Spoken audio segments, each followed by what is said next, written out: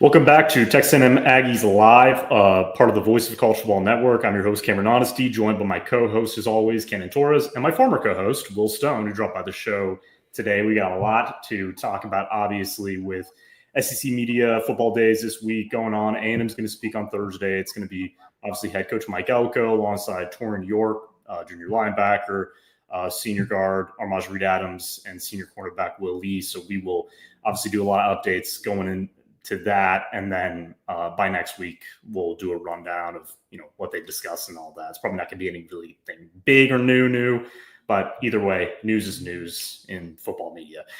We're going to start the show off with I would say embarrassing, but it happens. A couple weeks for the season. It's not just A&M players; it's pretty much a ton of players all over the place, especially in the SEC. I'm not going to mention names.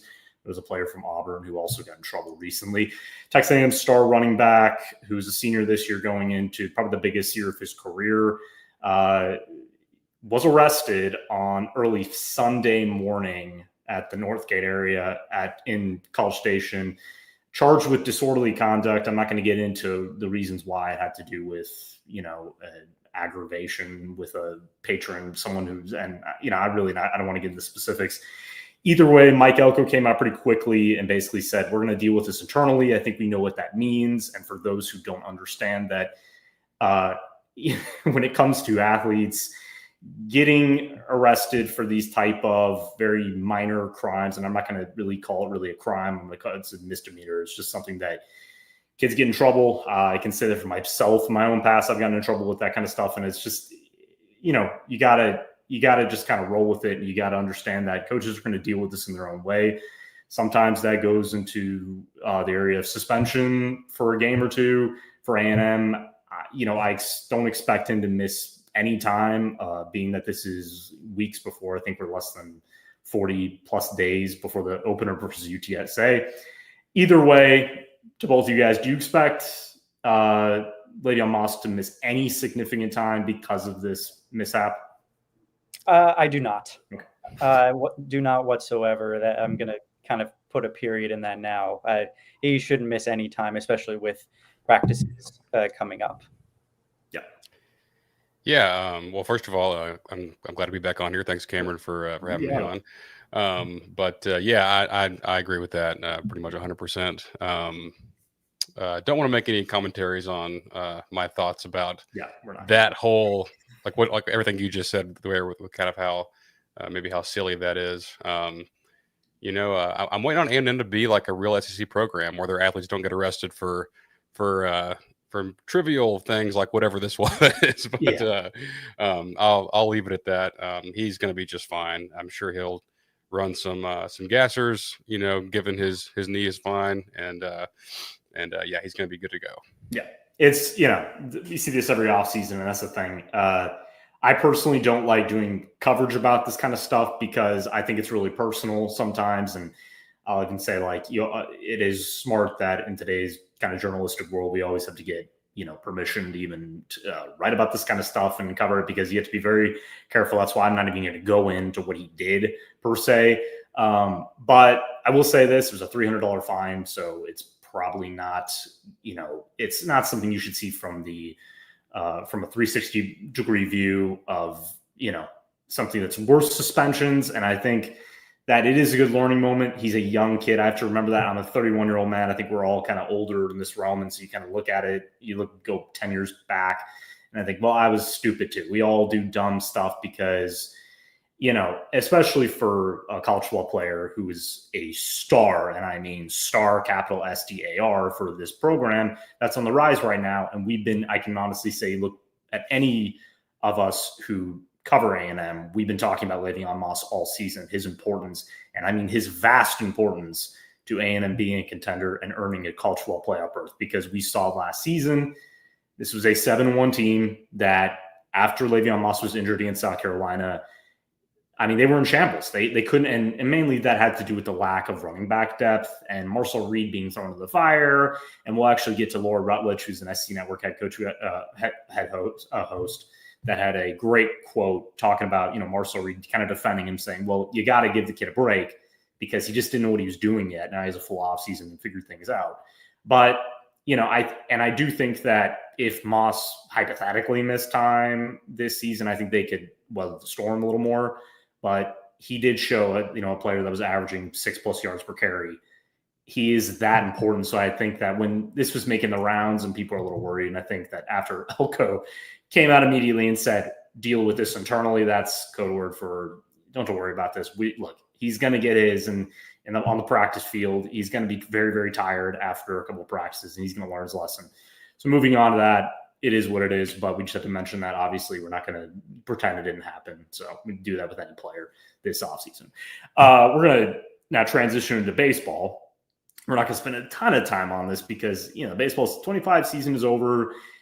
Me and Cannon have talked about all offseason that this is a very slow-moving process with adding additions to the team. It's very hush-hush. You don't get a lot of information that makes its way into the media sphere like you do with football reporting. So I'm going to start off with, obviously acknowledging that during the 2025 MLB Draft of the past 2 days, more than a dozen players have been picked. That was expected. I saw a lot of people that some of the incoming freshmen, we have a list. I have a list in front of me. Obviously, the ones that we knew were leaving. Jace Levelette was selected 27th overall by the Cleveland Guardians. Justin Lampkin was picked in the second round, 71st overall pick by the Kansas City Royals.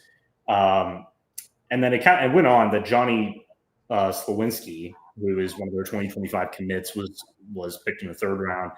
And then the one that really surprised me a bit was Caden Kent being picked in the third round by the New York Yankees. I did see a lot of people that were acknowledging that while Kent's not, I wouldn't call him like an elite consistent hitter, but he's got his moments. Like he could show he can be that type of guy. He's obviously got the genes for it, being the son of Jeff Kent, who's going to be a Hall of Famer one day.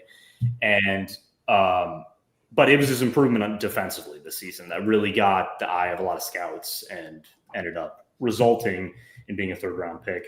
And then you really go down the list, and I'm going to have to really count here. So it's, almost double digits in terms of, close to double digits of the 2025 commits that were selected. We don't know all of them who are going to sign yet, but they did have several key recruits announced that they're coming back. Nico Partida is the big one, obviously a future star shortstop. This is a 6'3" elite prospect who could have easily gone to the majors going into this next campaign, but chose to play for A&M, stick it out, and he feels like Early is going to be a guy that can help them develop, and he can actually probably now see the field pretty quickly, because we heard just hours before I got on this podcast, kind of rushing to get that news out, was Maddox Lotta, who out of Cal State Fullerton, who was A&M's second to last transfer edition.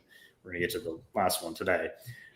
Is going to sign with the Royal, or is going to sign with the Blue Jays. Sorry, guys, I'm out of it today. But he's going to sign with the Blue Jays. That was not a surprise to someone who's hitting almost 400 on the season, and he was always a potential to leave for the MLB. So I wasn't shocked by this. It does hurt A&M's depth in that area. They obviously signed Chris Halkopian, who was one of the star players with Maryland last season. So that kind of shores things up at shortstop.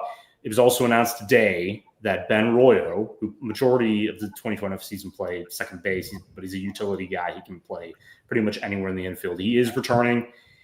And Travis Chestnut, who was an absolute stud in the JUCO ranks with St. Edwards the last 2 seasons, who I had no idea he had eligibility left. And I had no idea he would want to come back to A&M, but I guess his hatred for Jim Schlossnagle, it doesn't matter because he's at Texas now. So he's like, he always wanted to come back to A&M, and now that Early is the head coach, that made it easier. He's back with the team. I saw a lot of people, I had to do the research, and he was granted kind of a similar deal that Vanderbilt quarterback Diego Pavia was granted, which I didn't know that it's the same thing with football and baseball, but that's big news for this team. And I think a lot of people forget, and I'll let you guys chime in here, this is one of the best utility players in the country, in my opinion. And he is somebody who, when he gets on base, it's an automatic run. And he had a really, really good showing to really refine his game at the JUCO level. I think you can tie this team's regression to not having Travis Chestnut this past year. Is it directly tied to Travis Chestnut? I mean, I'm just, I'm putting two and two together. Travis Chestnut leaves, and we go from making an Omaha run, playing for the title, and then we miss the postseason. So I don't know what other factors are involved there, but to get him back, that's a big deal, right? Yeah, definitely. I mean, when you get a guy back that this past season he hit 308 with 54 RPIs and 40 stolen bases, I think maybe you can directly tie that to the inadequacies that we're seeing this season. Yeah, I mean, all jokes aside, he's an absolute menace on the base path. Like you said, he gets on base and he just terrorizes opposing pitchers with stolen bases. Something that I don't think we saw a lot of from A&M this past year. I don't have the exact stats, but I feel like we weren't a big base stealing team. So yeah, I think that's big. And just a vibes guy. Like he knows some of these players that are still around here, and I'm all for it. Yeah, that's the thing. We talked about it. Honestly, since the beginning of the offseason, that the consistency, at the plate has been an issue. Was an issue throughout the season. I think that when they added Jake Dewar and they added Halkopian, we already knew it was improved. We knew that Caden Sorrell, when he was coming back, Gavin Karava coming back, Terrence Kill coming back, you really saw things falling in place. Now that you have Royo, and Royo coming back was big. He was one of the ascending players on this roster. He could have tested the professional water, so that's also really big news. But yeah, I was just shocked by it. I thought it was a joke. I saw it, and then I got kind of internal, like, no, this isn't a joke. Like, this is where I was like, how is that possible? They kind of ran through all the background of it. And I went, well, I get, because he's been fighting for that, right? He'd been fighting for that eligibility.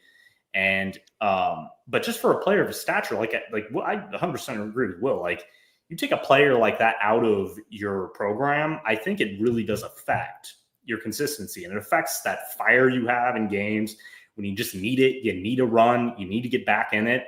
A guy like Chestnut, who can pretty much do it all, and he's very undersized. I think he's either my height or a little shorter, but and I love those guys for that reason. But when they can do that kind of stuff, and it's just incredible to see. But I really do think, even with Maddox Lotta out and going to the pros, I still think this A&M team is going to be much better offensively, and we're going to get into the pitching right now. So another big addition and return was Weston Moss. He's officially returning. He's going to now be a weekend starter.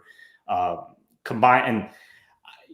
now, I'm a little unsure of what it's going to look like. Obviously, Caden Wilson was also selected. Pretty much their entire pitching staff. Kind of a large chunk of it. Obviously, I have to mention Ryan Prager, who I kind of feel bad for him. He was drafted. I believe you have to correct me here. I don't know if I have. I think the third round last year. It was the third round last year, and it was a lot.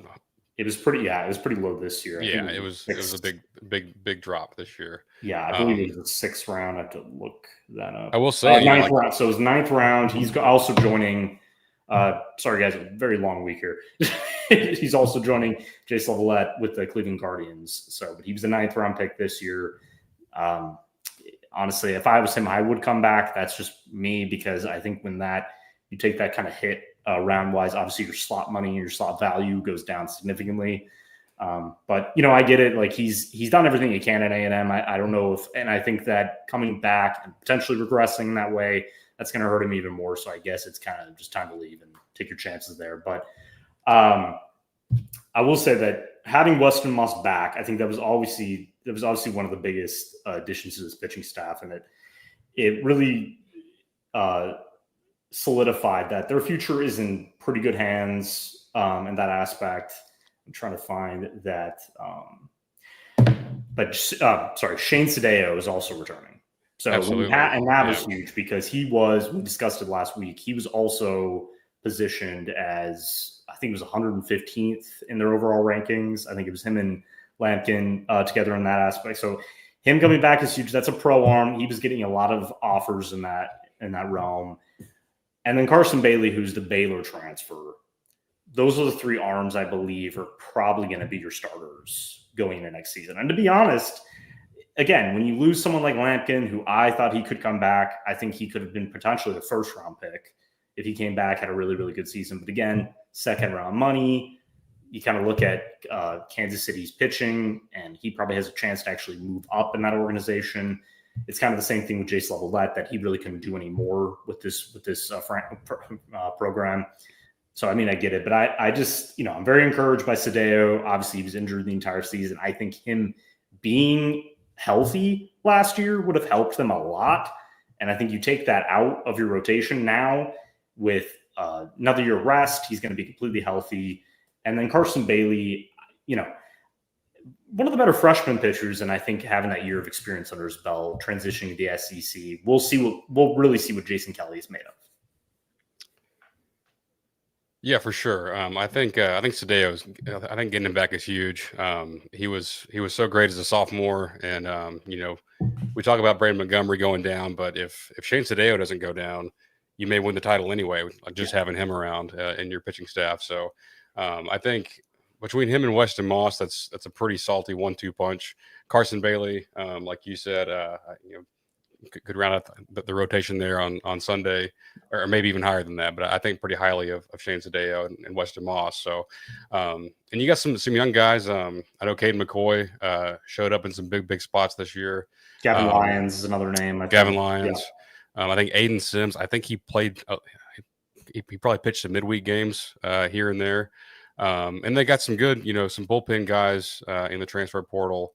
I think Bollinger is maybe the FAU transfer. Yeah. And then Ethan Darden. So I think it's the Rutgers pitcher. I think he's the closer. I'm kind of forgetting his name right now, but I agree with you. They added enough. I think they added enough in that bullpen to have enough depth there and kind of figure out their rotation. So it stinks to lose the guys you lost. I don't really know why guys like Caden Wilson decided to go to the draft, because he was like a true sophomore. He could have still had another year of leverage to use to his advantage.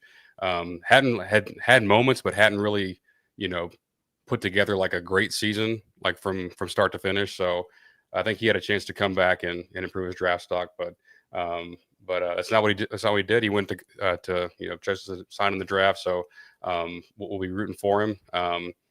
But yeah, I mean, I'm happy for all these guys. Caden Kent, Justin Lampkin, obviously Jace, Wyatt Hensler, Miles Patton, like one of the most underrated guys in the performance he had this year. Kind of I don't want to say for nothing, but was just a hell of a Sunday starter, and kept A&M in a lot of games, and should have had a chance to pitch in the postseason and do some big things. So happy to see him get drafted, and I think it's not the best. You could have gotten maybe a couple of those guys to come back, but I think getting Sadeo, getting Weston Moss, that's massive right there, especially given where we're at with what's available, to even go out there and backfill with. So I think you did pretty well with your freshmen and getting those guys in, and I think the two pitchers obviously are absolutely huge. Yeah, and Ken, if you have anything else to say about that. I really don't. I think Will put it perfectly. I think in this point now that with Sadeo coming back, you're kind of feeling decent about your starting rotation coming into next season with Sadeo. At least I believe Sadeo would probably be the day one starter out there. Yeah, it was crucial. I think that was always what they needed to do. And I think that, I'm not going to get into social media people and what they were saying, but I mean, I saw some people, I don't even understand the logic of that, blaming early for guys getting drafted. I don't understand what they mean by that, because, and look, I will say this, that, I was watching the first day of the draft, and I was seeing a lot of 17 and 18-year-old young men getting drafted ahead of veteran pitchers, outfielders, infield guys with a ton of numbers and a ton of production to their name, and obviously playing against the best of the best in the SEC, getting drafted lower than expected. So maybe that's going to spur some guys to stay a little longer in the future. I think that was kind of, especially with Lavalette, who I get he had a drop-off this season, but I mean, what were the Astros? I'm not an Astros fan, I'm not a Rangers fan, but what were the Astros doing there? I just don't get that strategy. And I mean, look, you have your own scouts. You believe what they feel is going to be a guy that can, make an impact in your organization in the next 3 or 4 years or whatever. But And I've always heard so many different things about baseball scouting, really compared to football scouting, how vastly different it is. And a lot of it's kind of old head mentality. But at the same time, I think a lot of this is analytics based. And look, I don't know.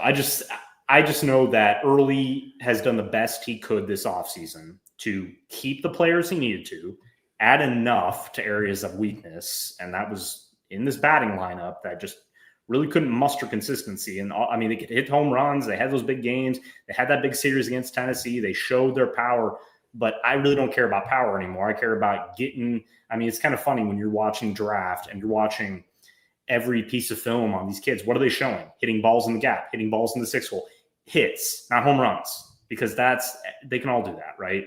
So you get consistent hitting, this team's going to be much better because I think the pitching, they have enough right now. They have enough. That's all they needed, though. They had a great pitching last season outside of some of the bad Prager starts, but they really turned it around. And if they just had some hitting, this was going to be a team that could have made a run in the College World Series. I just think that personally, and because I've been watching baseball my entire life, but it's just unfair to blame him. And it's kind of the same thing with Mike Elko and a lot of Texas A&M coaches outside of Trisha Ford right now, who even there was some lacking there, right? There was some like, oh, I don't know what she's going to do. And then she started gaining all these players from the portal. And then, oh, okay, she's okay now. I'm like, you got to slow the brakes a little bit with judging these coaches after they've only been here for a year or two. Just give them a chance. And there's a reason these guys, like I said, Nico Partita could have easily gone to the pros, is coming to A&M because he believes in what they're building. And yeah, look, it's going to be nice because he could probably see the field pretty quickly now with Maddox Lotto leaving. But yeah, so on Partita, I've got a question. If you guys have any knowledge here, I read somewhere that like obviously he's a shortstop, but also that he was up to like 98, 99 on the mound. Is there any plan for him to do both at A&M, or is he just like middle infield? I think he's middle infield. I think he has that versatility to play. I mean, he has the size, obviously, to play third base, even first base. I mean, he can really play any position in field. I mean, he could play outfield, to be honest with you, too. I mean, he's got the speed. But I don't know if it's kind of that weighing. I think it's kind of actually, we're going to mention Caden Johnson, right? It's like he's a good quarterback, but they feel he's going to be a tight end because of his athleticism, speed, his hands, all those kind of things. So do you want to develop him as a quarterback, or do you want to just slot him in as tight end and really focus on that with, Christian Ellsworth and Colin Klein and being like, okay, he's going to be an elite tight end. He could be a decent quarterback. So I think that's what they're probably going to weigh, is that what's his future at right now? Because we don't want to waste him at one position. We could be using him on the mound. So I don't know what their plans are right now. I think Early's just really trying to shore this roster up, be ready for the fall to get everybody in line, and then figure out the pitching rotation. And then I think with a lot of news, I mean, Ryan Bronger, Texas, probably knows a lot more than all of us, but I'm guessing he knew that Lotta was signing pretty early on this today. And then when he was announcing the Travis Chestnut news, that kind of shores up that depth of versatility, utility. Having Royo, like I said, Royo and Chestnut are basically utility players. So that helps a lot of problems that you thought you were going to have if Lotta was going to leave. So I think they're just going to figure what they have with Partita, and they actually have time to figure that out, right? They don't have to use him right away, but if he's good enough, like a Gavin Krahavec type of guy, we'll probably see a lot of him. But could it be a situation where, and we'll talk about this here in a little bit, but you're just wanting to get the athlete on campus as a priority first, and then figure it out? Yeah, that's perfectly said. That's kind of what I see. And I think that's the same with any sport, is that if you have a versatile athlete that can be a star, and Terry Bussey's another example of that, right? Because they just need to get him in College Station. Then they need to figure it out. Credit to Mike Elko and his staff. Like that didn't take him very long. They said, look, you could play cornerback. You could be an NFL cornerback. But do you need to play cornerback? Like, is that really going to be your future? Because there are certain guys that they can play wide receiver, but they can only play it at a mid-level, but they're really good cornerbacks. So you're a cornerback. Well, he can do everything. I mean, he could even play quarterback in some aspects, but it's like, as a wide receiver, as a slot guy, hell, even as an outside guy, yes, you can do that at an elite level. So you're a wide receiver. And And I'm going to be honest, I think there are coaches who can't deal with that. They just don't know. But I think Elko has dealt with that in his career with certain players and has developed guys to become NFL starters. And I think that early is going to be tested in that way in his staff when you have an elite prospect like this of figuring out the best route for him. Because you don't want to screw it up, right? You don't want to screw up this kid's future because he could either transfer if that's the case or obviously go to the pros. But again, I think that was really big news when that came. I think it was the biggest news of the night outside of even the guys getting drafted, because I saw a lot of Aggie fans kind of, being really sad about, well, we're losing all this depth. I'm like, but you gained this type of elite talent that's wanting to come to A&M. It's very hard. Ask anybody else, every team who's dealing with this right now, they're all dealing with it. They're going to get players drafted. They can't do anything about it, because if you tell a young man, your value is $1 million, or you can come back and play for us, he has to weigh those options, right? I mean, I think they've got a bright, immediate future. And to kind of sign off on this, I just think they improved significantly in several areas. I think that they needed to improve their hitting, and I think they've done that today. I think they've done that the past 2 months. And I think that we've seen enough from Weston Moss and Shane Sado to trust them. And all the names that Will mentioned, we've seen enough from them at the latter half of the 25 season to trust them. And then some of these new arms, we'll see what they have, right? But that's baseball. Like, we came into the 2025 season thinking this is the best team they've had. Okay, well, that best team didn't make the playoffs for the first time in 19 seasons. So, look, that's just how it works. And that team in 2022, no one was thinking this is an Omaha team. We're like, exactly. Just make the postseason and see what you can do. It happened. I was watching that quarterback show. I was just watching that before I got on here. Exactly. I was watching the Joe Burrow. I mean, the Joe Burrow thing is the saddest thing ever. I felt so bad for him because he's just like, I threw for 42 touchdowns and 5,000 yards this season, and we can't even make the playoffs. And he's eating a sandwich. So sad. And I'm like, dude, this is the saddest thing I've ever seen in my life. How do you say that nonchalantly? What do you mean? Just at that level, you're just it just feels so melancholy at that point. And what I mean by that is that the Bengals were overhyped going in. And I remember I was talking to somebody, and again, I don't cover the NFL, but I know the NFL and I know football, and I'm like, that defense sucks. And they're like, no, it's good. It's good. No, it's good enough. I'm like, no, it sucks. Well, defense sucked, and they didn't make playoffs. So it's when it's the team leader, Joe Burrow can't come out and say that, but he kind of did. But he did, yeah. But it's true. He's like, hey, I'm one of the best players on the planet, and our offense lights it up, and we couldn't stop a runny nose tonight. Yeah, exactly. And it's expectations mean nothing, and that's why I always find it. I do agree with A&M fans who SEC Media Days is always fun because you get anybody praising A&M, and then it's don't say that. Please don't say that.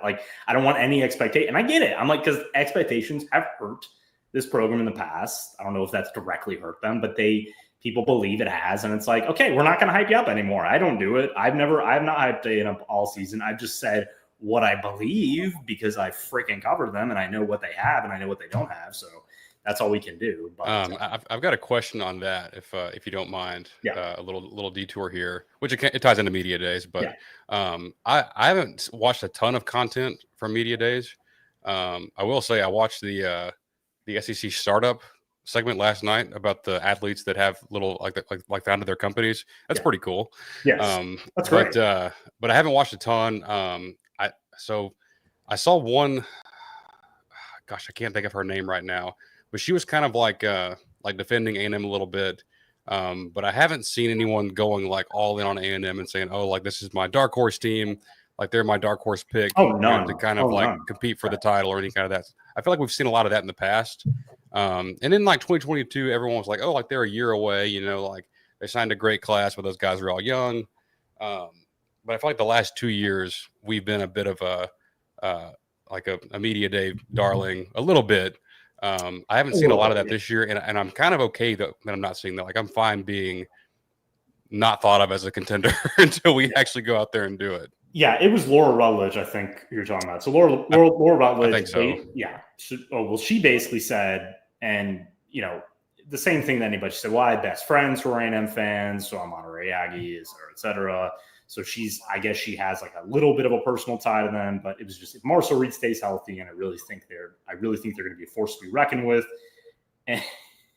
and a team that people don't want to see. Now that's really hyping it. I would not ever say that about, same with Texas. I would not say Texas is a force to be reckoned with because I don't know exactly what that O-line is going to look like. I don't know how this really young wide receiver core is going to look like. And to be honest, the film on Arch Manning is limited. So I don't know what he's going to do right now. I know what he can do. I know what his traits are. And I get that, like, I don't even know. It's just automatic, I guess. And I get the praise of Sarkisian and all that. But it's okay to speak reality based on A&M. If you study them, I'm going to be honest, I don't think any of these national media figures have studied A&M's roster. I think if you named a backup linebacker, they wouldn't know who they are. I think if they said, hey, name the 2 starting cornerbacks, I don't know if they could do that. I think if you said, hey, A&M had a Georgia transfer, 2 Georgia transfers coming to the program, who are they? Maybe they'll know who Julian Humphrey is. Like, that's how I look at it, right? All of us who do cover this program, the reason why we're high on them this season, I predicted they were going to win 8 games last year, and I was right. Carter Carroll's predicted 8 games last year. He maybe said 9 if they went on a run. We were both right. I'm not tooting my own horn, but you have to. I'm not going to say what I said. Yeah, exactly. Yeah, we're not even going there, Will. Don't worry. No. But look, the only time I was really, really wrong was the 22 season. I thought that was a 9-win year because of just the elite talent. And again, we were all really wrong on that one. So it's a situation where you have to just stick with the principles of what wins in this league. That's O-line play, that's defensive line play, and that's a decent secondary that doesn't give up big plays. And again, what does it all tie back to? Solid quarterback play and not turning the ball over. And yes, you have to have a really good run game. So A&M's checked a lot of those boxes outside of the secondary. We don't really know what that's going to look like yet. But, sticking on SC Media Days, and we'll get to recruiting after this, actually. Oh, sorry. I found it real quick. It was Alyssa Lang who was coming to our defense. She was talking with Chris Doring and Peter Burns, and they were kind of dogging A&M. And I think the big point for her was the culture and the talent and experience. She said at every position, which we've got some experience. I mean, this is a very veteran football team. But yeah, I thought it was, and she did actually say that A&M is her dark horse. So there's one person this week that has said that. So I think that's the perfect term, though. I mean, I think we'll agree with that. Dark horse is the perfect way to describe A&M this season because when you look at all those areas, and I think the guy that always pops out to me is Tyler Odienum, who I discussed with on other podcasts, including a Texas podcast about a month ago, that they didn't really know who that guy was. And I was like, even though they went hard after him in the portal. Exactly. Yeah. Well, that's how it works, right? But no, when you look at those core strengths of that veteran, and I mean 3 to 4 year veterans that have played at a high level at important positions, and you have those guys with returning talent, and we talked about last week on the O-line, you've got 3 guys, I believe, that are going to be first, second, third round picks in that way. They're going to be mocked very high because of their elite run blocking, or guys like Demetrius Crownover, for example, outside of Trey Zoon, Trey Zoon, I think, has a really, really strong season to be a second or third round pick. But I think Demetrius Crownover, because of his size and because of his footwork and because of his pass protection ability, I think that he's going to be one of those guys that scouts are looking at like, wow, he could be a sure fit for what we do here. So it's like they have so much NFL talent. Elko's been talking about that all season. I believe on Thursday we're going to hear him discuss that. And I really hope that they're just not some of the guys in attendance. Again, I can't be there this year, but I would be asking personally about the secondary and how the progress is made there. And is Lyle Hemphill making an impact? I hope it's not questions about LeVeon Moss or questions about, is Marcel Reed the guy you can trust or something? Because those are very vague and banal. And to be honest, I don't know what else you can say about Marcel Reed outside of his dad, Rod Reed, has been posting videos all the time, not just of his community service and the good things he does in the offseason, but him throwing and improving and looking better and looking more poised and confident. So it's just one of those things where I think there's cheap questions when it comes to A&M, and I don't think it does anybody justice. I don't think it does anybody a favor going into the season, because we are going to see people, and especially outside fans, who watch them during the season opener. Obviously, it's on ESPN, so a lot of people are going to be watching that night against UTSA, and they're going to go, well, who's that guy? And who's that guy? And wait, they have that guy? And it's like, I don't know how to help you anymore, because I guarantee Elko will do his best. They can't speak up there for 2 hours and say, this is everybody we have. This is everybody here. Here's like a name of 20 guys who I think are improving. He's just going to point out. I guarantee Terry Bussey is going to be a name that he mentions. I guarantee Casey Concepcion is going to be a name he mentions a couple times, because this team has been desperate for a number one wide receiver, guys, someone who can make Marcel Reed better. But I think other names, including Ashton Bethel-Roman and a couple of the cornerback additions they have, and I would say even a guy like Bravion Rogers, who we haven't heard about for a while, who has to make an impact. Same with Javen Thomas for this cornerback rotation, combined with Des Ricks and Julian Humphrey and Will Lee, obviously. And I'm blanking on the cornerback they got from Washington. Jordan Shaw. Jordan Shaw, thank you. Jordan Shaw was praised. I'll let you guys get on this, but Jordan Shaw was praised this offseason by Will Lee, saying he was one of the better guys in the spring. That's what I want to know about, right? That's what I, as an Aggie journalist, and I want to know, like, the areas that were weaknesses at the end of this season when you were losing those games. It wasn't Marcel Reed. And take the Texas game away. I don't want to hear about it anymore. Like, Texas fans, and when I went on that Texas pod, we did talk about that. I said, you guys agreed that your secondary was one of the best in the country, right? Yeah. Well, okay, so don't you give Marcel Reed some grace for that? Because he's a freshman. He was going against like 2 NFL first and second round draft picks. Like, but got to wash that game away. So, I mean, that's just my opinion. That's my long opinion, but out of sight, out of mind at this point. That's how I look at it. I guess in terms of coming up towards media days, and I believe A&M does talk on Thursday. Yes. So I had a couple of things on my mind today about it. So if y'all are okay with it, we could do a little exercise here. Of you got it. I want each of us to come up with one of the questions that will be most asked towards Mike Elko on media days. You can make it as vague as possible, but in your minds, what are the questions that are going to come up to Mike Elko? And I think either Cameron or Will, whichever one you can start first.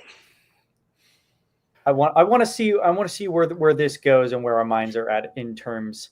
I kind of want to make a prediction towards media days for Mike Elko. Okay, so we're just saying in general, like, what does he get asked about the most? What are the 3 most asked questions in general towards him? I can tell you which group or which team of reporters will ask the dumbest questions. But I think the most there's probably gonna be talk about the rivalry, his first year experiencing that kind of thing.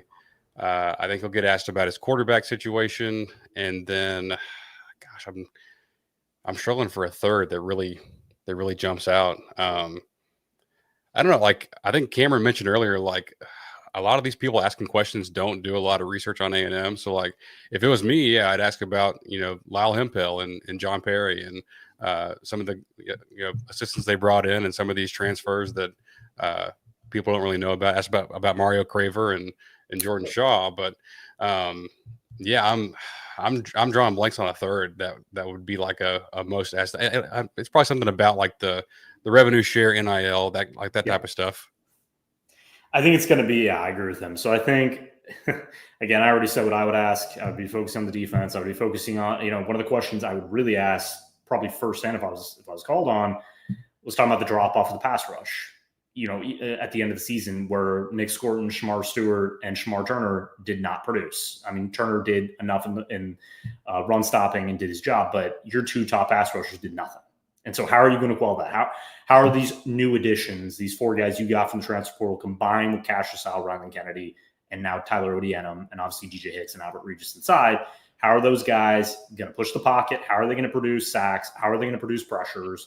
Do you have a plan for that? Is you taking over as a defensive play caller going to impact that? I don't think that's going to be asked. And if it is asked, I'm guessing it's going to be from someone like Travis Brown or Carter Carrolls, who always does a good job with kind of centric to the team. But I agree with Will there. It's going to be a lot of NIL stuff. To be honest, getting opinions on NIL from every coach it's going to be pretty cyclical, right? It's like you're going to have your opinion, but they're all dealing with the same problem. So I don't think that's going to really help anybody there. But I think a lot of it's going to be, I do think there will be a question about LeVeon Moss' arrest. I'm not kidding you. I think someone's going to say it. It's just going to impact your season. And I'm going to be honest. I feel bad for Elko because what's he supposed to say? Like, yeah, we're suspending him for the season for that. Like, no, that's no. And he doesn't want to talk about that either. Like, just move on. And this is SEC football media days. Talk about football, right? This isn't SEC political time. Let's all get spicy. But it's I think one question will be about the wide receiver rotation. Obviously, ESPN surprisingly listed A&M's main weakness potentially at wide receiver, which I didn't understand because the main problem last year was a lack of speed, lack of separation, lack of pristine route running. They fixed that problem, I think, and they also have Jerome Miles, who was a 5-star wide receiver who kind of fits what is lost with Noah Thomas, in my opinion, obviously lacking experience, but he's got that outside size, and he's already shown he's a great separator. So I don't know where they're really getting there, but I do think someone's going to bring that up, talking about, like, is Marshall Reed going to have enough help, right? Because, again, there's always going to be this disbelief, because it is true. Like, you look at the quarterback rankings. We talked about them incessantly, that Marshall Reed is ranked below 2 guys who have never started the season. Every time I see it, it's like 10, 11 out of 16 quarter. And I'm like, why? Because you don't believe him as a passer, or you think those guys have better talent around? I just don't get it. And so, which I'm hard pressed to think that maybe people forgot that they added Casey Concepcion and Mario Craver and the guys they have, and Terry Bussey coming back, remembering he's a wide receiver. I just think that's the problem. But I bet no one there. I bet no one there outside of A&M folks even know who Ashton Bethel-Roman is. Like, I guarantee they don't. You go ask, like, the guys asking questions to Elko on Thursday, like, they've never even heard of the guy because he wasn't a 5-star recruit, and he was a freshman last year that redshirted. So, and he flipped from Arkansas instead of flipping from Alabama, because they know who Des Ricks is. Like, they know who Des Ricks is nationally, because he was a 5-star prospect, didn't fit. Nick Saban left, didn't fit. And then he had a really bad year. Well, I wouldn't say it's really bad, but it wasn't great. And but he's another guy I would ask about. He's actually a single player I'd point out, because I personally believe that he needs to be really good next season for A&M secondary to take that jump, because I was watching actually during the A&M takeover. I was at my parents', I was working on some stuff, and then I turned on the A&M LSU game. And I'm going to be honest, like, Des Ricks actually had a pretty decent game in that one. He actually showed why he was a 5-star corner. And I was watching that. My dad actually came in. He's like, why are you watching this? Why are you watching this? I was like, well, it's a comeback, and it's, I just want to see, you don't get to see film all the time, and kind of watch that defense, and you kind of see, like, if they fix these little things, right, with the pass rush and secondary, especially that long touchdown to A&M or LSU's shortest wide receiver that went for like 50 yards, where I forget one of the safeties missed the tackle there. I think it was Brooks. It was Brooks, yeah, just bad angling. But again, you fix that, this is going to be a really good defense, right? And so that's why, like, focusing on Lyle Hemphill, another guy that I guarantee national media don't even know exists. You say, well, how has that addition helped this defense? And that would help guys who aren't really paying attention to A&M. Like, oh, okay, well, maybe they will be better than I thought. So that's what this point is. That's why we have beat writers for every team to kind of inform other people, like, this is what's happening there. So that's what I would hope for, like, Texas today. I didn't see a lot today, but I would hope you stop glossing over, just the areas that they need to improve in, and just focusing on Arch Manning, because I saw like 100 Arch Manning quotes today, and I'm like, okay, he likes to fish. Awesome. I didn't think he wasn't a young man who, like, they were like, yeah, I felt bad for the guy. He's like, I'm actually normal. I like to fish and hang out with my friends. I'm like, well, duh. Like, it's like Friday Night Lights. They ask JD McCoy, like, what he does in his free time. He's like, oh, I play Madden. Yeah, of course. Like, no, I count my Rolexes and plot world domination. Like, I don't want to get off on too big of a tangent, but like, talking about the DBs, it kind of like sparked a thought in my head. So many times in years past, maybe my entire life, like young adult life, we just have not had the horses on the back end.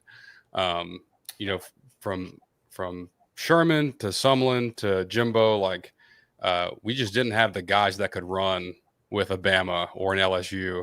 And we would do what we could. We try to, to run some zone and do the best we could, send some blitzes, heat up the quarterback. But when it came down to it, man for man, we're not covering, Jerry Jeudy or T. Higgins or Justin Jefferson or whoever else. I don't think the issue with these guys is physical. Like Des Riggs can cover people. Will Lee can cover. Dalton Brooks is a tremendous athlete, in the secondary. So I think whatever the problems were on defense last year, I don't think it's a physical thing, even in like with the run game, which is a different subject. But I think getting a guy like Hemphill who, sees secondary the way Elko sees secondary, I think they're on the same page there. And that's a guy that he trusts. I think it could be a big improvement, and that's so huge. Like a guy like Des Riggs, like he can run with Cam Coleman, who's an elite receiver, but it's got to it's got to be called the right way from the press box, Yeah. And it's got to be adjustments. That's the biggest thing with Elko is that, I think that when Bateman was calling the defense, these adjustments were coming too late. Obviously, the Auburn game, I think they probably played that over and over this summer with these guys when they're in, especially this season. Like, you cannot let this happen. Yeah, you came back, but you were behind the sticks the entire first half, and you let a bad Auburn team beat the crap out of you because their wide receivers were just better than your corners. Actually, not better than your some, but you just didn't do what you had to. You either pressed too much, or you played a bad zone, or you played poorly in zone, or you just didn't account for your guy. And that's where Elko is going to come in huge. And I think the Hemphill edition was so quiet because obviously a lot of people don't know who these assistants are unless they're related to somebody or they're kind of a big name. But no, you see what he did to James Madison, and you watch James Madison with lesser talent. I mean, that secondary did very well last season. That defense overall, as the defensive coordinator, was ranked very high at the end of the year. Outside of I think they played North Carolina. I think it was like 70 to 40 or something. Okay, well, that's just an outlier, right? But overall, did very well on his first big job. And the fact that he left a defensive coordinator job to come in as an assistant, yeah, it's a step up the ladder. You're working with a bigger program, but I think he knows even like this is a better job because I'm working with some really good players and some really good incoming freshmen that if I just fix it and tweak it and you see every game, I mean, that's the great thing about having these nationally televised games where sometimes they're getting embarrassed and you're looking at, okay, well, we could have easily prevented that, especially Auburn or the big play we just talked about at LSU or South Carolina with those horrible runs that Lenore Sullivan just ran over guys. You can fix those problems. Like, that's the good thing about kind of sucking in those areas. You have the film there, and then you can easily fix what was allowing that and allowing that consistently, right? So Elko had to make that change, and look, I think it's going to be very beneficial. You guys bring up excellent points on what could be questions, and I think it's kind of fun to see where y'all's minds are at. But now, what's yours? You guys are forgetting the main question that is going to be asked at the end of media days, and it is, what's your handicap? That is the question that is being asked. It is a trend, but I think that y'all hit the nail on the head. I think that one of the questions that is going to be asked is more who is standing out in that defensive line room with the departures of Shamar Turner, Shamar Stewart, and Nick Skirton. So I think it'll be very interesting to see because he's had a whole Elko and his defensive staff has had a whole off season to evaluate and the spring game, which we're not putting too much stock into it. But of course, you're trying to see who is jumping out at you off the start. We saw a lot of good things from Tamarion Watkins from the transfer from Iowa State. You saw a lot of good things from a true freshman in Marco Jones, who A&M had as the number one edge player on their board, and they got him from the state of California. So it'll be interesting to see when they go into these, we'll call it summer camp sessions. I don't know if there's an official name on it yet. You can call them mandatory training days or things. Yes. It's kind of like NFL. And I think that everybody in the media so far has seen last year's wide receiver room compared to this year being improvement on paper. It's just a matter of, can they go onto the field with that same system a whole offseason to tailor it under Marcel Reed so that they can make those plays up the field on that wide receiver room? I think you need to see a jump in the yards per attempt from Marcel Reed in order to get these wide receivers open. So that's those two are the questions that are jumping out at me. And of course, 65% of the questions are going to be about, the A&M's roster, what it's looking like over the offseason. And then 35% is going to be a lot of banter, of course, jokes around Hugh Freeze and his golf swing, or Lane Kiffin and him fishing, his social media. Yeah. It's always going to be good fun, and I thoroughly enjoy media days when it comes to it. So. Hugh Freeze had to defend golfing, which was he's like, I love to golf, okay, leave me alone. I was like, you care. It's like what's his face? It's like what's his face when they when he got on the Supreme Court? What's his name? Kavanaugh. He's like, I like beer. I like beer. Who can blame me? Why are you kowtowing to him? Just say, look, I like to golf. It's the same thing with any president golfs, and then one side gets so mad about him. Exactly. We all do it. My dad golfs all the time. Well, he's retired. Now, he never golfed when he worked. He had no time, but he golfs all the time now. So I'm like, look, some people golf when they work because they're just obsessed with it. Some people only golf when they actually have time. Yeah. But these coaches' schedules are weird and wonky. And they have days off. They're going to golf. They're going to do something because they need to do something to keep going, right? Because their minds are always going. It's that mentality of being a college coach dealing with all this crap. Now attached with it is NIL, and recruiting never stops, right? But speaking of recruiting never stopping. Yeah. So we're going to switch to that. Yeah. But we are going to get to the Shamar Stewart news that I reported on. And I hope people actually read my article, because I did not say it was going to happen. I said it was a hypothetical. I think people were taking from the headline thinking, it's going to happen. But we're going to quickly get to recruiting. So Texas A&M landed 4-star, 2026 4-star safety. He's going to be a linebacker with A&M, Tamarion Watkins, on Monday.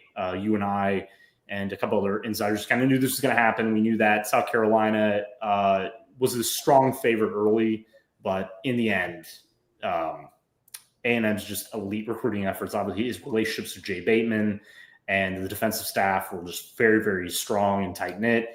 And he knows that, and he actually did an interview with a couple media members after his commitment, and he just said, look, I just love this staff. My family loves this staff. They made me feel at home. And I'm very excited for the new change of pace, trying a new position, feeling, because if a coach is telling you you're going to thrive at linebacker, listen to the coach, right? That's how I kind of look at it. If you're going to be a good safety, play safety. Dalton Brooks, who we just mentioned, right? He could kind of do everything, but because of that elite athleticism, his ability to pursue, and his improvement in coverage, putting him at safety was a perfect decision by that staff. So I think it was one of the biggest commitments of the summer, in my opinion. I think this kid is elite and as a versatile defender. I think that he has those instincts that can make him a starter or a rotational player pretty quickly, and a starter within year 2 or 3. I just think that it's just incredible what this staff has accomplished in terms of checking those boxes off. But Cannon, you're the expert on this. Tell us what kind of went through his head in those final months and his relationships that really sealed the deal for A&M. Yeah, so it all started so A&M has been after this kid for a while now. They've done some really, really good evaluations. We saw it a month and a half ago with KK Johnson, where they saw this kid in Tamarion Watkins, and they were like, he is playing safety, but he has the size and frame of a linebacker. And I think this is one of the kids where, like we said with baseball earlier in Partita, you are trying to get this kid on campus first and figure it out later, because he is that good of an athlete. Now, some measurements have him at 6'1", 6'3". I've had pretty much close to confirmation saying that he is around 6'4", 202 pounds. So this is a kid where you need to get him on campus, and Jay Bateman and the defensive staff with Mike Elko were relentless in recruiting him. And he has, from my sources, been silently committed since his official visit. Mm-hmm. And so it's been a whole month-long ordeal for South Carolina to try and get him into their fold. This is a kid from Shane Beamer's backyard over in South Carolina in Rock Hill. So they have safe to say South Carolina fans are not happy that this one slipped out of their grasp, and they're going to try and keep fighting for him from what I've heard. But this is a kid like in his junior year, he had like 75 tackles, 8 TFLs, 2.5 sacks, 3 interceptions, a forced fumble and fumble recovery off of it. So this kid was all around for his team over for the Trojans in Rock Hill. So I am pleasantly surprised, but also pretty happy with how the Aggies were able to go into South Carolina and pull this one out for Tamarion Watkins. Yeah, it's interesting. Back maybe back in June before we had this big run of commitments, which has been awesome, by the way. You start like you've got Storm Miller already committed. You feel pretty good about Tank King, pretty good about Clive's back. Yeah, back from Carthage. And then you start getting, some crystal balls or some traction with Watkins. And I'm like, man, like, do they want 4 linebackers or, see a safety or like, I know they like the guys they've got, I think Jordan Lockhart, I think Noah McHale, are going to be big time players here, as well as the other guys that have signed. But, I mean, a guy like you got Tank King, who I think is just an old school, Mike linebacker, like a thumper, like a phone booth type of linebacker. Watkins can play anywhere on the field. And I think it sounds like Elko is pretty excited about his athleticism and his potential, and just, he's kind of like a defensive chess piece. If you need to go, if you're playing a team that's got an elite tight end, like, hey, like we need you to cover the tight end this week, or, if you need to blitz, if you need to cover, you need to play in the box.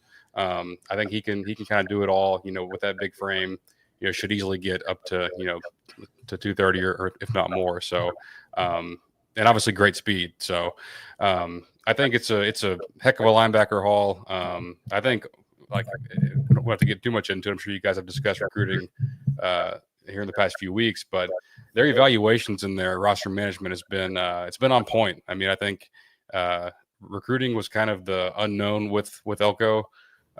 Coming in, like you're like, oh, like is the ceiling a little bit lower than Jimbo? Because like I don't know if he can get the true 5-star guys like the guys he's getting from Georgia and Alabama and California and all these other places, and he's doing that. And like we know he can coach defense, he can develop players. I think we're hoping that we see a stronger unit on offense, more explosive unit on offense with the passing game. But how can you not be excited about the level of recruiting going on at A&M right now? Yeah. I don't know if you can hear that. You can still hear. Can you hear? You can hear an echo. Yeah, I can hear an echo from your side. Do any of you guys hear that? You're good. Okay. I think it's just when either one of us about it now, but no. I was just going to say that Billy Luchi at Texas, he actually had an interesting comparison. He said Sean Porter. And that's somebody who had that same says. I think Antonio Johnson is another guy that I kind of see just based on size and versatility. Obviously, the coverage skill set is a little different, but I think maybe Watkins could fit into that type of role as well. So I don't know how. I think Cannon's right in that aspect is that they're just going to try to get him on campus, figure out the best role for him in the future. Because again, it's going to be hard down the stretch because South Carolina is going to get in there and go really hard after him because, I was talking to Canada about this earlier this week that I saw one of the Texas guys saying that Zayden Krempin could be a flip candidate. I don't know where the information comes from, but at the same time, they're just kind of throwing darts at the wall and looking at names that because Texas or any other program is going really hard after them and had a chance, maybe they have a shot at actually flipping them with 3 months before early signing day. Lamar Brown is another name. I don't know there because he's trying to recruit guys on social media to LSU. I don't know if he would actually be a flip candidate, but you just don't know now because, we've seen obviously today with Texas landing James Williams, flipping him from Georgia. That was also, I think that was a possibility, but at the same time, he seemed like a pretty firm commit to Georgia. But again, NIL money, whatever else comes into play, these things happen. So we'll see how that works in this front. But I think Watkins, from what I've seen and what I've heard, he sounds pretty firmly committed, and I think he's really close to the staff overall. But we're going to move on to the last kind of topic. And, it's kind of comical, but who knows in today's age. The Cover 3 podcast with Bud Elliott, Tom Formelli, and a couple other media names, college football media names that everybody knows, talked about former Texas A&M defensive lineman Shamar Stewart, who's obviously selected in the first round by Cincinnati. He has had contract disputes all offseason. He has not signed his contract with Cincinnati. It's the guarantees he wants. A lot of them are very simple. It has to do with injury I think it's pay with injury and stuff like that. And look, Cincinnati's front office is kind of a joke in a way. I mean, they've been kind of laughed at a lot by all 31 other teams. So this isn't a surprise. They're having problems here. But so Cover 3 podcast yesterday, or actually, I think it was earlier this week. Well, it's Tuesday, so I think it was yesterday.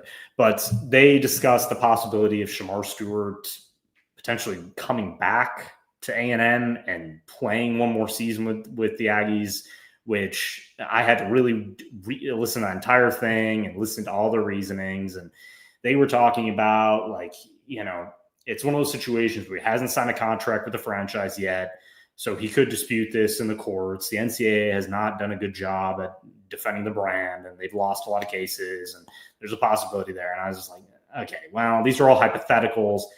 I don't see that happening at all. And there's video and rumors that Shamar Stewart is working out with A&M this offseason. I think he was in a video of a guy squatting a ton of weight, and he was like right there, and someone caught him and made news out of it. And I'm going to be honest, it makes zero sense if it did happen. I will say that if it did happen, the NCAA and the NFL would go really hard after that decision and basically put in loopholes and blocks to let that never happen again. Because if it did somehow get passed and the NCAA lost in court or something, he played for A&M after being drafted, which would be just comical. I mean, and plus, I'm going to be honest, could they even afford him with the NIL payments? I don't see that. I don't know. I mean, has he been paid any money? I guess not. If you I don't know, because they haven't signed his contract yet. So, no, he is not. So that's why that's why it was even worth writing about. And it was me, and I think maybe the A&M site for Fansided that actually wrote it. But as much as it is fun to think about the prospect of Shamar returning to A&M and playing for this team again, I think that has kind of gone out the window with how everything has gone down around the NFL right now with him. Because let's be honest, he does want to be an NFL player. He does want to play. It's just the fact that the contract disputes, and I think it's something about future guarantees in his contract. I think Cincinnati were trying to use him as a guinea pig for new contracts for rookies regarding future guarantees at the end of the rookie contract. But it is a fun thought process to try and think of him back on this A&M squad along that defensive line. I'm sure it would clear up a couple of questions around that defensive line with how much talent would be on it. But let's put it where it is. He lives in Texas when he's not living in Cincinnati now. And it's very common for NFL players to use, or rookies to train before the NFL season to use the facilities. And he probably works out by himself at A&M's facilities on certain days. So, of course, he's been around the team for a while now. He's been across 2 head coaches. So it makes sense that A&M is still with him through and through. Yeah, I mean, I think if he's been able to work out at the facility, I think that's cool. Like obviously Elko's not going to turn away his former player and be like, oh yeah, no, like you can't work out here, go kick rocks. I'm an avid listener of Cover 3, although I've not heard this episode yet. A lot of respect for Bud Elliott, and it was just funny the way he phrased it. He was like, hey, a guy at A&M is telling me, hey, like we might get Shamar back. And I'm like, who on our staff would tell someone that, or like even think that that's a possibility. So I mean, I think you guys are right. It's probably, it's July and it's media days, and we need something, to go viral and get clicks. So, and not that Bud would just make that up to do that, but yeah, it's very interesting. But yeah, I tend to agree. It's probably a big nothing burger. Cincinnati will probably, come to their senses, or it'll get worked out in training camp, and he'll be a Bengal this season and not an Aggie. Yeah, I can vouch for that. Clicks do work with that kind of stuff, but it's it's a news story. You got to cover it when guys like Bud Elliott and others that you trust in this media sphere talk about it, because you're right. If an A&M guy said, when I heard that, I was like, who on that staff is saying that? I'd love to know. I really would. Is it like an intern or some dude that's been around the facility that says I am a part of the team? I don't know. I mean, who knows? I bet the head coach would like to know. Yeah, I guarantee that Mike Elko saw that and was like, who's talking to them?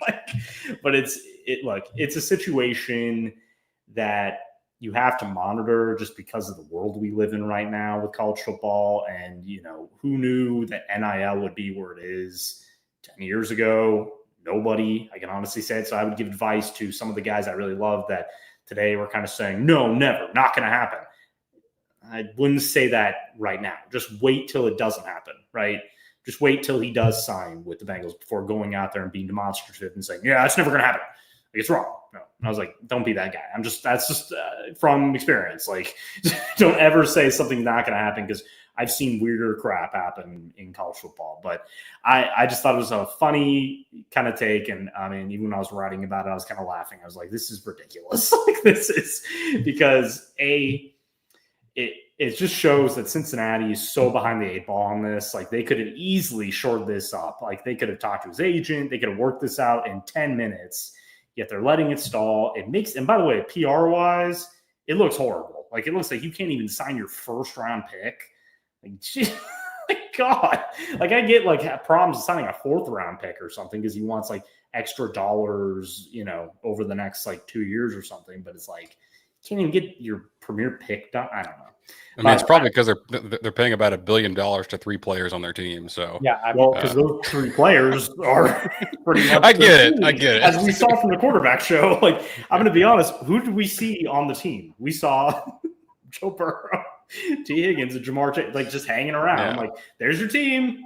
There's all the money. Those are the Cincinnati Bengals. The fighting Joe Burrows, yeah. And then there's Trey Hendrickson in the background. I didn't know. I forgot they existed. I'm like, do you have other players? Oh, no, they did talk to the O-line. I know they have an O-line. Yeah. So. I mean, they have people who play O-line. I don't know if they have. They have Ted Karras is on there, or Alex Karras. What are the Karras kids? I forget. Oh, yeah. I think any of y'all name the offensive tackle they took this past draft last year? Yeah. The Bengals? A big guy. What a gosh, an A&M guy in this draft? No, not this draft. The past draft. 6'7", SEC. Gosh, I'm drawing a blank. I feel like I should know that right now. I'm just tired. This was a big project guy, but a guy with a huge upside. If y'all remember the name Amarius Mims. Yeah. I love Mims. That is the Bengals O-line as of right now. Oh, yeah. Well, yeah, Mims, yeah. I mean, incredible athlete. Jesus, watching that guy glide. It's like watching a semi go 4.5. He played 8 games in college and was totally dominant, but he only played 8 games in college. Yeah, that's like when you're a scout, you're like, yeah, I'm out on that guy. Yeah. He didn't play enough.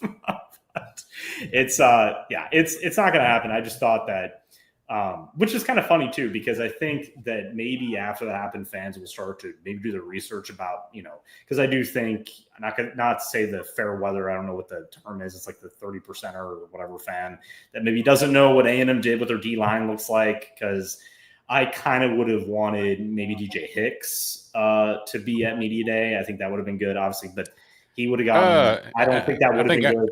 Yeah. I think after his blunder in the spring. I was about to say that. Yeah, never mind. PR-wise, that wouldn't be great. Because Travis Brown would be there, and he's the one who got a lot of blowback for that, which he was just doing his job, people.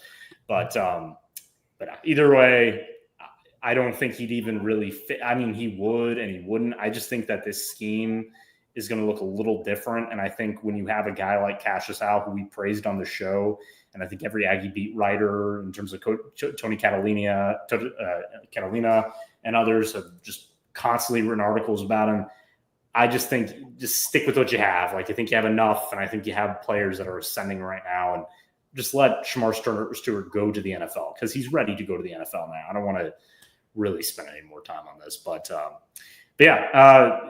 either way, we covered a lot today. And so SEC Media Days, Texas A&M, I believe I'd have to look that up. I think they're the last team to speak on the day, which is great. I mean, so it's going to be interesting because this is a critical season for him. This is basically every second year for a head coach, especially in the SEC, is really, okay, what can you do now? And that's why I've always said that Elko getting crap and really getting a lot of blowback for the way they finished, and the fact that he finished 8-5 his first season when you look at Sarkisian and others who didn't even go to a bowl game. And it's like, okay, slow the roll. They dealt with a lot of problems at the end of the year. You lost key players. Now you're healthy, knock on wood. I mean, we have to get to fall camp, but you've got, and I think the player representatives are very, very interesting because they do represent the strengths, right? Or what you think the strengths are going to be, especially defensively. You think that linebacker room is going to be really, really good. You think your O-line is going to be one of the best in the country, obviously the best in the SEC. And you believe that because you have two outside corners now and depth in depth of that position, you think they're going to take a jump. You think that finally you're going to find some consistency there. And obviously I saw a lot of people to end with this, that they wanted Marcel Reed to be there. They see obviously Arch Manning and several other starting quarterbacks that were on the media day lineup. And look, I'm going to be honest. I think he's doing a camp. I think he's just very busy. And look, I'm kind of glad he's not there because I think the questions that would have gone his way are once he's kind of, look, he'll answer them. But how many times can you say, well, I feel like I've improved? Right? Because that's all they're going to ask. Like, have you improved as a passer? Have you improved? Have you improved? Have you improved? Are you just a runner? Or are you just, I mean, how many times can you say I'm a quarterback and I'm trying to be the best version of what I think I can be, right? Because that's Marcel Reed in a nutshell. He has his strengths as a runner, but he feels like he can also be a very good passer, and he feels that this offense has improved enough and given him enough to work with. So I think we're going to get a lot of content out of that. And I think that Elko's going to do, like he's always done, and especially last year, a bang-up job of just answering the questions, keeping it clean and keeping it, on point of this is what we want to accomplish. If you laugh at A&M for saying they have championship goals, are you laughing at Diego Pavia at Vanderbilt for saying that? So let's not do that, because I know that's going to happen to every coach in America. Has championship goals. Okay. That's football. It's like NFL. You ask Carolina Panthers this year, what's your goal? Win the Super Bowl. They all say it. So it's not, I just hate how either other teams or other fan bases just make jokes about that. And they think like, there's only two teams that can actually compete. I'm like, no, every team can compete and every team has that goal. And that's what makes college football awesome, because they're all trying to compete for the same goal. So I'll end with that. But either way, Will, thank you for joining us today. It was awesome. We obviously covered a ton, and absolutely, it was it's an interesting kind of. We're getting towards the end of the summer. Obviously, recruiting is dominated in everything we've discussed, but I think SEC Media Days here, we're getting so close to college football, and I think this is the time of the year when you're really just like, okay, we are right there. Like, we are right there, and it gets serious now because this team's going to enter fall camp. They're going to get there. They're going to finally get their bearings together, and this is the start of the 2025 season, and we're really going to begin discussing the real outlook for this team, and what we hear from camp, and obviously their close practices. We'll have sources there that usually do a good job of telling us the practices we can't see, but a lot to talk about. And I'll say it again. I think that this is an A&M team that could make a run just based on everything we've covered. And I haven't felt as good about this team since, I'll say 2021, maybe. mainly because of that veteran roster they had. Obviously, the injuries hurt them and down the stretch, but I was so confident going into 21. Man. Yeah, and really, it's the same feeling. But again, I think we had Haynes King as quarterback. Now, old Haynes King, not the new one. I'm not going to get into that, but. And then the Zach Calzada kind of roller coaster. But again, you saw when they beat Alabama that year, you saw when they went on a run. And if it wasn't for that loss to Ole Miss, we're talking about a team that maybe would have snuck in the playoffs. So it's that veteran mentality. You've got very good players at every position. And now, compared to 21, you've got a quarterback that I think you can trust. I think that you can finally trust this kid because of the mentality, because of the work he's put in, and because of that dual threat ability that every quarterback really needs now. I mean, even the average athletes need to be able to make plays out of the pocket and get things done. But and with that, we're going to be back next Tuesday. Obviously, we actually will have more recruiting news. We've got a couple guys, including Tyler Wilson, 4-star safety. I think he's committing on Friday, correct, Kenan? Yeah. And so we'll be discussing that. We'll be going over media days, obviously everything that Elko said, what all three players said. There's going to be a lot of stuff going on there, obviously. It'll be interesting if anything really jumps out. I think that we kind of covered that perfectly of what we expect. And the golf question will be asked. I almost guarantee you that golf question will be. And I would love if Elko's just like, I don't play golf. All right, bye. I have never touched a golf club in my life. Never touched one. Not going to. All right. All right, guys. As always, I'm Cameron Honesty. You can follow me at Cameron Honesty on X.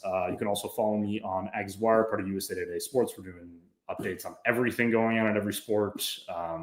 We're really much the only ones who do that with College Wire and its constant updates. So that's always keeping me busy every day. You can follow Cannon at Torres Cannon, and Will. You're still the ineligible. It's at Will Stone CFB. I have not updated my little name tag on here. You can catch all his stuff. Obviously, you're going to be riding more in season with Good Bull, I'm guessing. Yeah, we have some position previews. I need to get on that, actually. I need to see which ones I've got. I know I've got some offensive line and maybe running backs, which should be very fun to talk about. So, be sure to tune into that. Yeah, me and my team will be doing the same with Aggies Wire. It's going to be really, we kind of wait, and I think that everybody does. It's it's good to do position previews, and we do kind of player previews and kind of look at what they're bringing back. When you start to really dig into each position, you really know what this team has, and you look at every background. And like we said with the cornerback room, I think there's less still of unknowns there. So it's going to be nice to dig in there officially and then really apply that to how much improvement we're actually going to see. But and then I'll be over. Just got my media credentials today down for Bryan, Texas, over at the Next Pro circuit for basketball. So all my basketball fans, I haven't forgot about you out there. I'll be doing some scouting and hopefully a couple of interviews to get some coverage for y'all as well. Perfect. Yeah, and anything like that, and again, we'll end with that. Bucky McMillan, obviously new Texas A&M basketball head coach. That was a busy 2 months, and I think they're looking to add at least 2 more players to the roster for some names. But that's awesome to hear, Ken. And we're going to get a lot of news out of that. And obviously, he's working hard on the recruiting trail, trying to build that 26 class up. So, all right, guys. As always, we will, again, for the 4th time, see you next Tuesday at 7 p.m. Central Time. And we'll be back on the show every once in a while. So expect him. And maybe we'll get Robert on for the second or third. Yeah. Maybe. Oh, yeah. He's also a busy guy. But as always, it's going to be me and Cannon talking Aggie sports and doing it in a way that I think is very different from everybody else. I will say that. That's my goal here. I don't want it to be a hive mind. So that's what I strive for every week. All right, guys, gig 'em, and we'll see you next week. Appreciate it, guys.